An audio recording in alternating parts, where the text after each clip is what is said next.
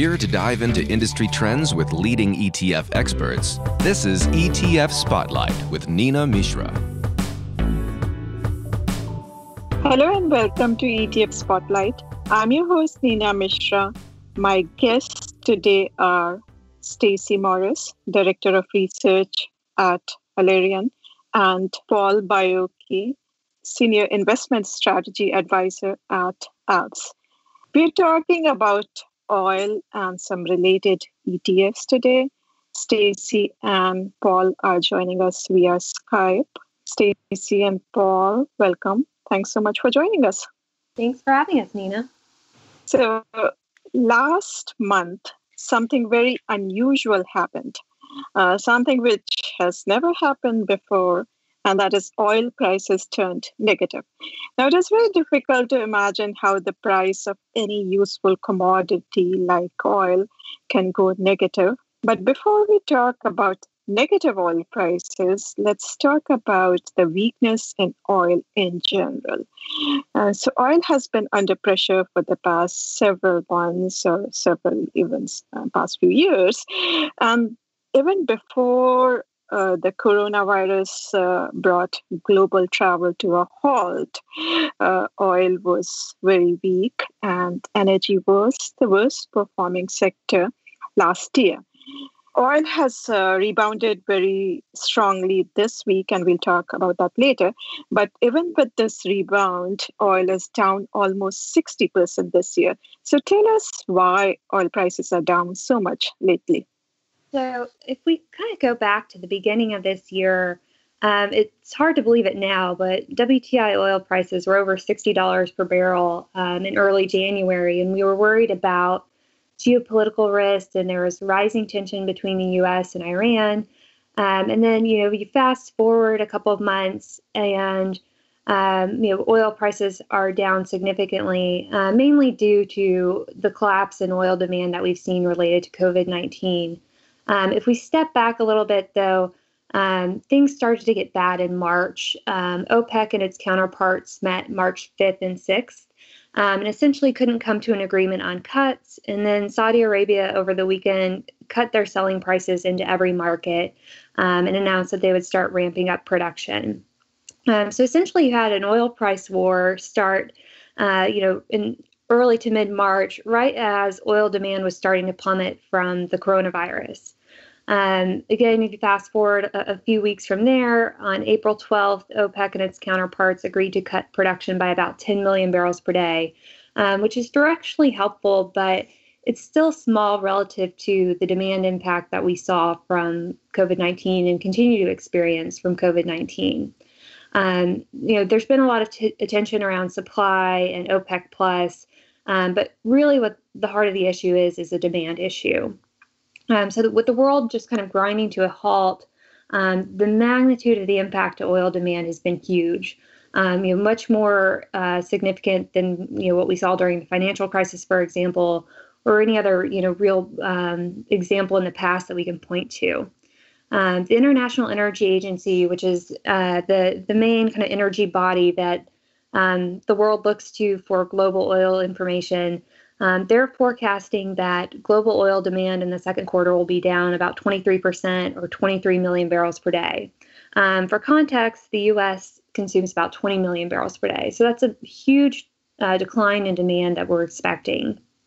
For the rest of the year, the IEA is forecasting that demand will be down over 9 million barrels per day. Again, far greater than anything that we saw in terms of demand impacts from the financial crisis or any other period.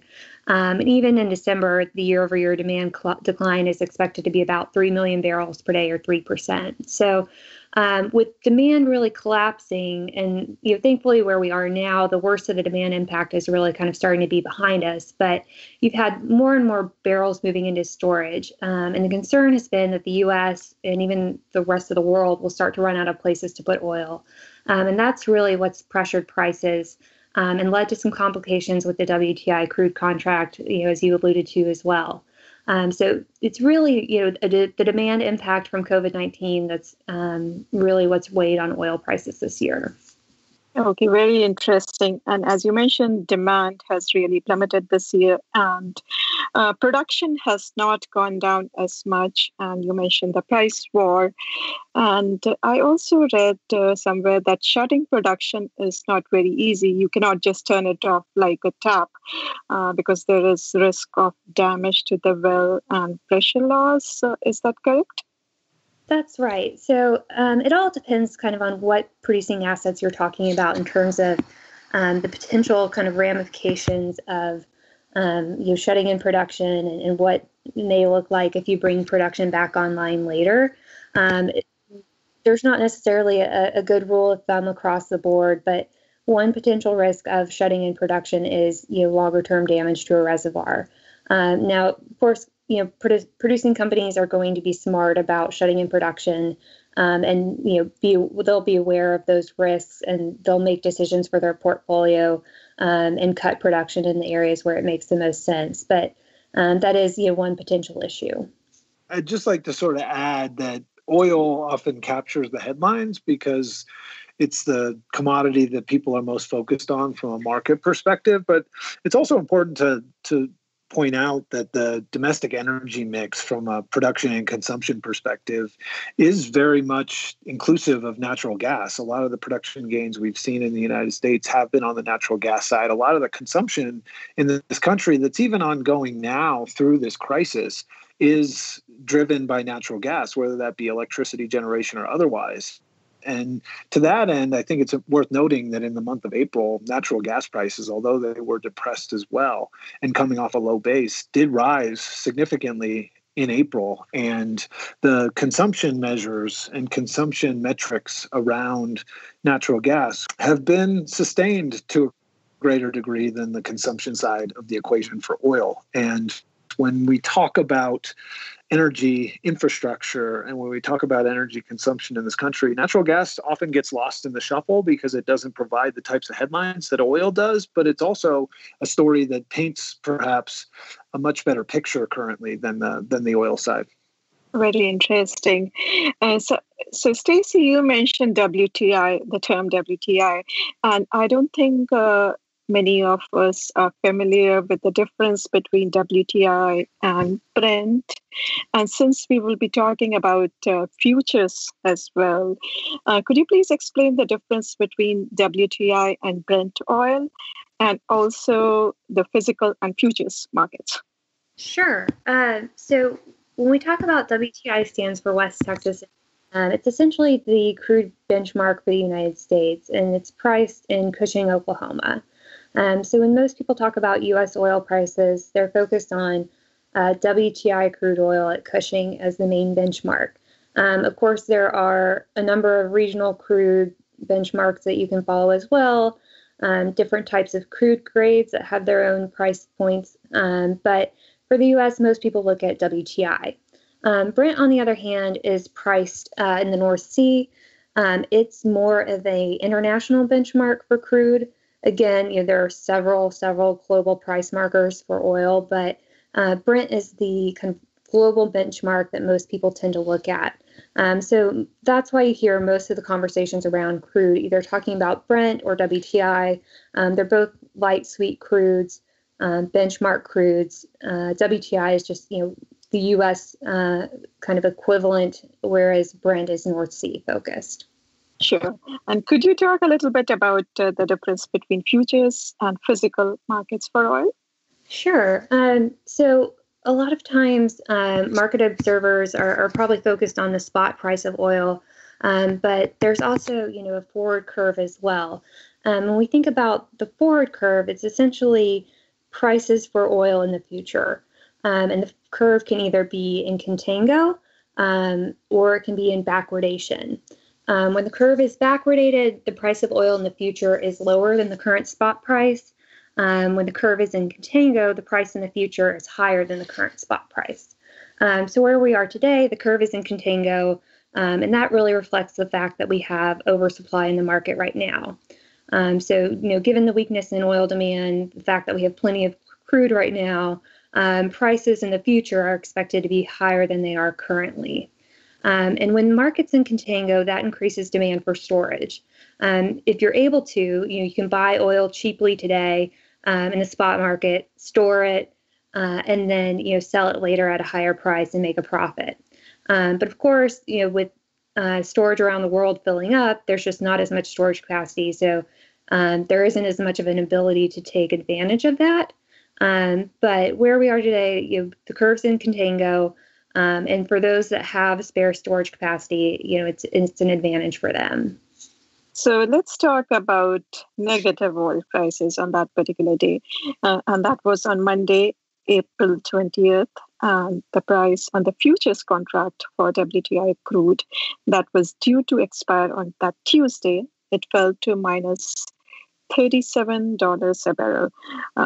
And that is, according to my understanding, because no one wanted to take deliveries because there was no place to store the oil. So tell us a little bit about what happened that day. Why did the futures prices go negative for oil? Sure, Nina. So you're exactly right. There was a lot of noise around the contract expiration, and no one wanted to take physical delivery of the crude. For more context, WTI settles in the physical market. So if you're holding the contract or long the contract, which means you're obligated to purchase crude, then you would have to take physical delivery if you still hold the contract when it expires. As I talked about earlier, storage capacity around the world has been filling. In particular, storage capacity at Cushing has been filling. So there weren't a lot of players looking to buy as holders of those contracts were trying to get out of them. And that's essentially what pushed oil prices into negative territory on the 20th. Now on the 21st, which was the day the contract ultimately expired, prices ended up going back to positive, and the contract closed around $10 a barrel. But essentially what you had is people who had contracts weren't able to take physical delivery, and ultimately had to get rid of those contracts to the point of paying someone else to take those contracts off of their hands. So it was definitely a noisy time for oil prices. From an energy stock perspective, even though oil prices went negative on the 20th, energy stocks that day were only down about 3%.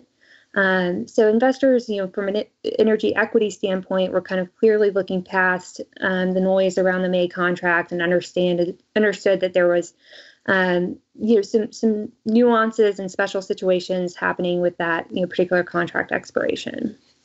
Very helpful. So I wanted to talk a little bit about the world's largest oil ETF because there is so much investor interest in that particular product. It's the United States Oil ETF, ticker symbol USO. And this has, in fact, seen millions in inflows over the past few weeks. And one of the reasons is that many investors are betting on rebound in oil prices. And also because so many other oil ETFs and ETNs, particularly leveraged ones, were liquidated this year. So this ETF became more appealing to investors. And many investors did not know that this ETF actually tracks oil futures contracts, not the spot price and not energy equities.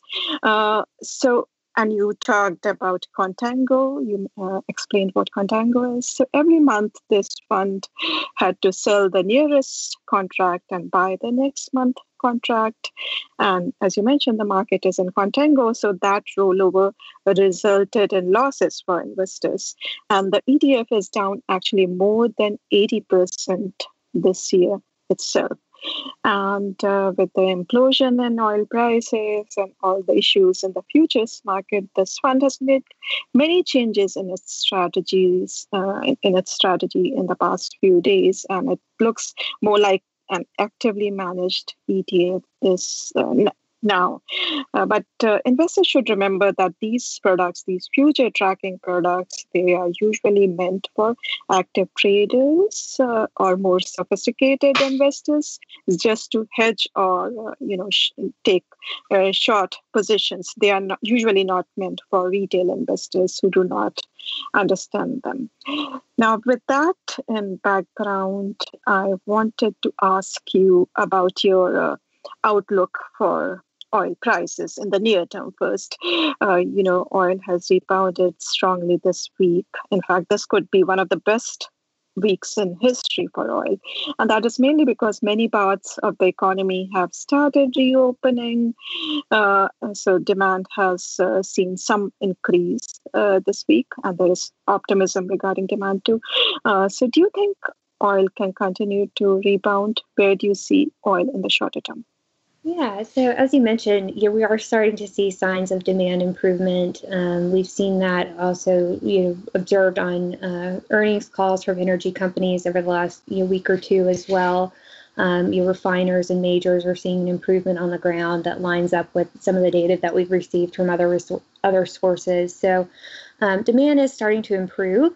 It's certainly early stages of a recovery and still down, significantly on a year-over-year basis, but it's trending in the right direction, which I think is, positive to see. On the supply side, you also have producers responding by curtailing production and curbing drilling activity, and really taking, the appropriate response in this type of price environment, in terms of trying to store, oil in the ground as opposed to producing it at prices that aren't attractive for them. So I think in the short term, in a matter of the next couple of weeks, the outlook for oil in a lot of ways just depends on how life adjusts with COVID-19. Like I said, I think from a demand perspective, I think the worst is behind us. But if, for example, you were to see a second wave or more restrictions or lockdowns become reinstated, then that would certainly be, a negative for oil prices in the near term. So I think, a lot just depends on how life gets back to normal or what that new normal is. And that's, I think, going to be kind of the thing to watch from an oil price perspective in the near term. Okay, let's be a little bit more optimistic and hope that we find very effective vaccines and therapies for this virus, and our world is back to normal, say, a year from now. Everyone's driving and flying, and in fact, they are driving and flying more because of the pent-up demand. So where would you see oil, say, in a year from now in the post-pandemic world? And I should add that as far as global oil production is concerned, it has been rising and demand has been going down. So in general, production, as you mentioned earlier, production has been much more than the demand. And we have also seen a move towards ESG investing of late. So given all those factors, what is your outlook for oil? Sure. We don't have a specific price target. But I think more, qualitatively, if things are back to normal, as you mentioned, and people are comfortable traveling again, they're commuting to work, I think the setup for oil could actually be very constructive. It could be a year, it could be a little bit longer, or it could be, even less than a year. But with energy companies pulling back on capital spending and not investing in major projects, the oil market could shift to a scenario where it's facing an undersupply. If demand kind of comes back to where it was in the past, and you have producing assets kind of facing natural declines. So I think there is the potential for a very constructive setup, whether it's a year from now or sooner or later. I think it just kind of depends on how quickly demand comes back and how quickly the world works down the inventories that have been built over the last several weeks. But I certainly think there is room for optimism. From an ESG standpoint, clearly that's a trend that's gaining more traction and gaining more traction among energy companies as well. I mean, several of the European majors have targets around carbon and improving their sustainability in their business models and carbon offsets and things like that. So that's certainly a trend. But I think you also have emerging economies that are going to need oil. Places like China and India where people want to drive cars now, or are transitioning from, say, motorbikes to cars over time. You also have a lot of demand for petrochemicals. It was interesting on their earnings call last week, Chevron talked about demand impacts for gasoline, jet fuel. but it said that there was no, negative demand impact to petrochemicals. And I think going forward, petrochemicals are expected to be, a large driver of oil demand, just as the world needs more and more plastics. So I think it's easy to kind of think about oil demand being tied to transportation and transportation alone, but I think it's a lot broader than that. And I think those emerging markets are going to want a lot of the same things that we enjoy, here domestically in the U.S., like, cars and a lot of the plastics and things like that we use in our everyday life. Just to jump in here and add a little additional texture, I think the point you make about the sort of imbalance between supply and demand is one of those things that typically energy markets have remedied over time through, to Stacey's point, CapEx spending cuts, growth CapEx spending cuts specifically. And as we look out into the back half of 2020 and into 2021, I mean, companies across the energy space, whether it be in the midstream segment, which we cover, on through to the E&P companies as well as the refiners, have mentioned their CapEx cuts and their abandonment or postponement of projects with an eye towards 2021 in terms of an improvement in the commodity landscape. And so that timeline certainly fits with the type of new equilibrium price for commodities globally. And on the ESG front, I think one of the things that often gets lost in the discussion around ESG is the big G in that acronym. And that governance piece is important. And companies across the energy space, and perhaps even more so than in any other pocket of the energy space, in the midstream space, have taken concrete steps to improve the governance of their organizations, whether it be through improved voting rights for unit holders in the case of MLPs, or in the elimination of IDRs, which created an inherent conflict between GPs and LPs in those structures. And those governance considerations are of paramount importance to investors and do get incorporated in ESG screens. And even on the E and the S side of the equation, I mean, the reality is that even in a future where we have driverless vehicles or self-driving vehicles that are plugged into the walls of our homes, that electricity generation in no way, shape, or form can be accommodated exclusively through wind and solar at the current footprint that those energy technologies have. And natural gas will and currently does play a huge role in electricity generation in this country and globally. And to the extent that electric vehicles increase their foothold in the domestic and international marketplace, natural gas will have a significant role to play in that future. And ultimately, companies that connect production of natural gas and consumption of natural gas will play a significant role in the economy on a go-forward basis.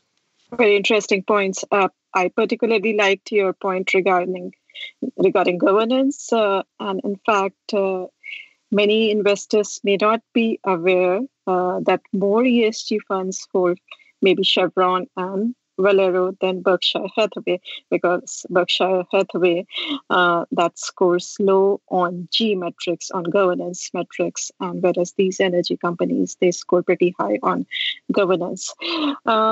So given that oil is going to ultimately rebound, let's hope so, and in fact it has started rebounding. So for individual investors who are trying to play this ultimate rebound, which areas of the energy market look attractive to you? Which kind of companies are best positioned to be able to weather this downturn and then emerge stronger? Well, I think we are obviously in a unique position to answer that question because Stacey and the team at Alarian has a very heavy focus in the energy infrastructure midstream segment of the energy category. And therefore, we feel very strongly that the companies who operate pipelines and storage facilities, as well as processing facilities, will play a huge role in the energy market, regardless of what type of rebound we may or may not see in commodities prices. And to that end, we've seen, at least from a results perspective and a guidance perspective, that these companies are relatively well positioned to weather the storm of this current energy crisis. When you think about EBITDA estimates and guidance that's come from these companies and the cuts that we've seen in other pockets of energy, the EBITDA estimate revisions downward have been significantly less than other pockets of energy. So when you're talking about midstream energy infrastructure, you're talking about fee-based cash flows generated by companies that are moving natural gas and crude oil and their derivatives around the country, storing them and processing them on behalf of a myriad of companies in the utility space or otherwise. And so those companies are uniquely positioned to provide some stability for investors in a period of crisis and would likely be under leveraged, if you will, to a violent move up in energy on the basis of a significant rebound in commodity prices. And so if you're looking for sort of high beta exposure to a rebound in commodities and in commodity prices, then you're looking at E&P companies or even a broader energy sector portfolio. But if you're looking for an income stream that's supported by stable fee-based cash flow businesses that provide sort of a low volatility bent on an energy play, then midstream energy infrastructure companies, and perhaps even more specifically MLPs, provide investors with that in spades. Very interesting. Anything else energy investors interested in energy rebound need to know? I mean, I think, we covered a lot of bases. I think, there are opportunities for people who have patience. Clearly, where oil prices today is not sustainable. But what the path of recovery looks like and how long it takes still is yet to be determined. But I think for those who have an interest in energy investing and patience and are looking for opportunities in places where there may be, discounted valuations, energy probably deserves a second look. Great points. That's all we have time for today. Stacy and Paul, thanks so much for joining us. Thanks, Nina. Thanks, Nina. Take care. Thanks for listening. If you want to learn more, please visit alarian.com. Make sure to be on the lookout for the next edition of ETF Spotlight, and also make sure to subscribe. If you have any comments or questions, please email podcast@zacks.com. This material is being provided for informational purposes only, and nothing herein constitutes investment, legal, accounting, or tax advice, or a recommendation to buy, sell, or hold a security. Do not act or rely upon the information and advice given in this podcast without seeking the services of competent and professional legal, tax, or accounting counsel. Publication and distribution of this podcast is not intended to create, and the information contained herein does not constitute an attorney-client relationship. No recommendation or advice is being given as to whether any investment or strategy is suitable for a particular investor. It should not be assumed that any investments in securities, companies, sectors, or markets identified and described were or will be profitable. All information is current as of the date herein and is subject to change without notice. Any views or opinions expressed may not reflect those of Zacks Investment Research as a whole.